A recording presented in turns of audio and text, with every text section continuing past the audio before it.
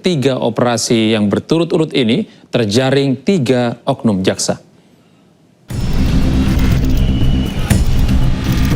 Bang, sampai dulu bang buat masyarakat. Dalam 24 jam, KPK melakukan operasi tangkap tangan di berbagai daerah, mulai dari Tangerang, Bekasi, hingga Kalimantan Selatan. KPK menangkap seorang oknum jaksa, 2 pengacara, serta 6 pihak swasta dalam operasi tangkap tangan di Tangerang, Banten terkait kasus pemerasan warga negara Korea Selatan. KPK pun menyerahkan 2 orang, salah satunya oknum jaksa beserta barang bukti hasil OTT di Tangerang, Banten kepada Kejaksaan Agung. Terkait operasi tangkap tangan di Bekasi, KPK menangkap 10 orang termasuk Bupati Bekasi. KPK pun menyegel rumah Kepala Kejaksaan Negeri Kabupaten Bekasi, Edi Subarman, di Cikarang. Penyegelan diduga masih terkait dengan OTT Bupati Bekasi. Kepala Kejaksaan Negeri Hulu Sungai Utara berinisial APN dan kasih intelnya berinisial AB terjaring operasi tangkap tangan Komisi Pemberantasan Korupsi di daerah Kalimantan Selatan pada Kamis 18 Desember. Keduanya kemudian diterbangkan dari Kalimantan Selatan ke Jakarta untuk diperiksa secara intensif di Gedung Merah Putih KPK. Ini masih terus bergulir dan kami tentunya butuh dukungan, butuh pengawalan teman-teman melalui kinerja-kinerja jurnalistik supaya setiap penegakan hukum dugaan tindak pidana korupsi juga bisa disampaikan secara transparan dan akuntabel. Kami tidak bisa memberikan apa-apa, yang bisa KPK berikan hanya upaya dan kinerja terbaik dalam upaya pemberantasan. KPK pun memiliki waktu 1 kali 24 jam untuk mengumumkan status para pihak yang terjaring operasi tangkap tangan. Sementara itu, Kejaksaan Agung menegaskan tidak akan memberikan perlindungan kepada oknum jaksa yang terjaring operasi tangkap tangan oleh Komisi Pemberantasan Korupsi di wilayah Banten. Hal ini disampaikan Kepala Pusat Penerangan Hukum Kejaksaan Agung, Anang Supriyatna. Kejaksaan Agung memastikan akan menindak tegas setiap oknum jaksa yang terbukti melakukan perbuatan tercela. Dalam kasus ini, 5 orang telah ditetapkan sebagai tersangka, 3 diantaranya merupakan oknum jaksa. Ketiga oknum jaksa itu terjaring dalam operasi tangkap tangan KPK pada Rabu petang di wilayah Banten dalam kasus dugaan pemerasan terkait penanganan perkara tindak pidana umum informasi dan transaksi elektronik atau ITE.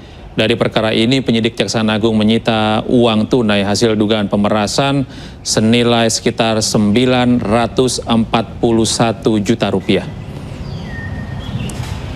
Ada 3 orang yang satu oknum jaksa berinisial RZ, yang kedua dari pihak swasta berinisial DF, dan MS, seorang perempuan. Dan tadi malam sudah lakukan pemeriksaan, sedangkan kami sendiri di tanggal 17 Desember sudah melakukan juga penyidikan terhadap perkara ini dan sudah menetapkan 2. Kita beralih ke informasi berikutnya, pemirsa. Usai penyidik Polda Metro Jaya mengumumkan hasil gelar perkara kasus dugaan ijazah Presiden ke-7 Joko Widodo, status Roy Suryo CS tetap tersangka. Polisi menyarankan Roy CS untuk mengajukan pra-peradilan jika tidak terima dengan putusan tersebut.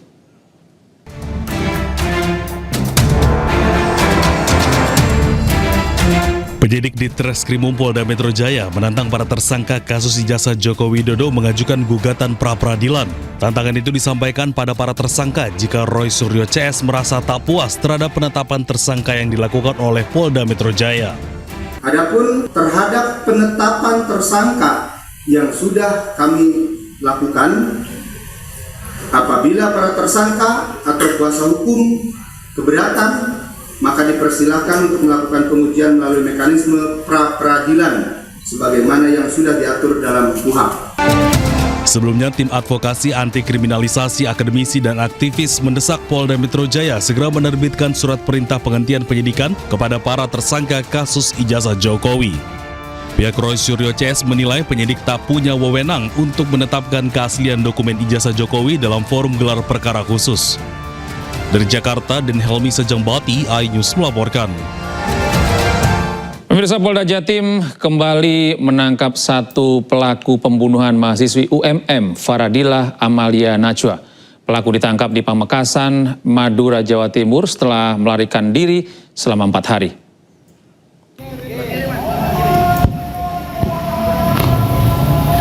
Pelaku berinisial S selalu berpindah-pindah mulai dari kota Lumajang, Probolinggo, Bondowoso hingga ke Pamekasan, Madura. Seperti diberitakan sebelumnya, jenazah seorang perempuan ditemukan di sebuah parit di daerah Purwosari, Kecamatan Wonorejo, Kabupaten Pasuruan.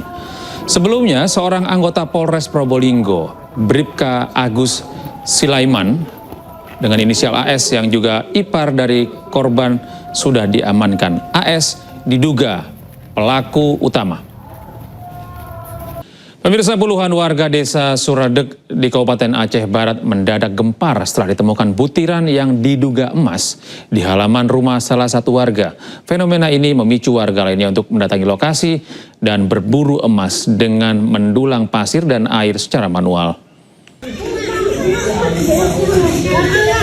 Rekaman video viral beredar luas di sosial media yang berisi puluhan warga sedang mengumpulkan butiran biji emas hasil mendulang. Nampak para emak-emak sibuk menggali tanah di area pekarangan rumah dan menyuling kubangan air tanah. Dengan menggunakan alat seadanya seperti skop, ember, dan kuali besi untuk mendulang pasir demi mencari serpihan logam yang diduga emas. Salah satu warga bahkan menunjukkan butiran kecil berwarna kuning berkilau dari telapak tangan yang diyakini sebagai butiran emas. Pemirsa, pemerintah Kota Medan mengembalikan 30 ton bantuan dari Uni Emirat Arab. Hal ini dilakukan setelah ditegur pemerintah pusat dan Gubernur Sumatera Utara.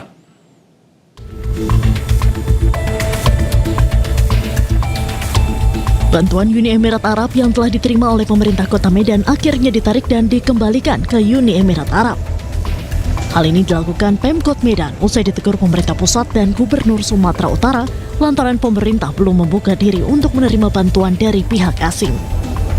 Diketahui bahwa bantuan dari pemerintah Uni Emirat Arab tersebut diserahkan Wakil Duta Besar Uni Emirat Arab untuk Indonesia, Syaima Al-Hebsi, di Posko Bantuan Bencana Kota Medan, Gedung PKK Medan, Sabtu 13 Desember lalu. Bantuan yang diberikan berupa beras sebanyak 30 ton serta 300 paket bantuan yang terdiri dari sembako, perlengkapan bayi, dan perlengkapan ibadah sholat. Kembalikan. Alasannya apa, Pak Wali? Karena memang pemerintah belum ataupun tidak menerima bantuan dari pihak asing. Jadi kita kembalikan dan nantinya bisa dimanfaatkan kembali. Sementara Ketua Umum PMI Yusuf Kala menegaskan bahwa bantuan asing diperbolehkan masuk selama ditujukan untuk kepentingan kemanusiaan dan dikoordinasikan dengan baik oleh pemerintah. Tidak perlu minta, tapi kalau ada masyarakat yang ingin membantu tentu baik saja sebagai kemanusiaan. Karena kemanusiaan itu tidak ada batas wilayah. JK juga mengajak seluruh pihak untuk bekerja bersama dalam penanganan bencana di Sumatera. Tim Liputan iNews melaporkan. Sementara itu, Gubernur Sumatera Utara Bobi Nasution menjelaskan bantuan kemanusiaan untuk korban banjir di Medan bukan berasal dari pemerintah Uni Emirat Arab, melainkan dari organisasi non-pemerintah. Bobi bersama Wakil Wali Kota Medan yang ditemui di lapangan udara Suwondo, Medan menjelaskan hasil koordinasinya dengan Kementerian Dalam Negeri terkait mekanisme penyaluran bantuan dari luar negeri. Jika antar pemerintah atau government to government, maka penyalurannya wajib melalui pemerintah pusat. Sementara itu, jika bantuan luar negeri berasal dari organisasi non-pemerintah, maka tidak diserahkan langsung kepada pemerintah daerah dan penyaluran bantuan harus melalui pihak organisasi non-pemerintah di Indonesia. Kalau bantuannya G2G tentu kita serahkan ke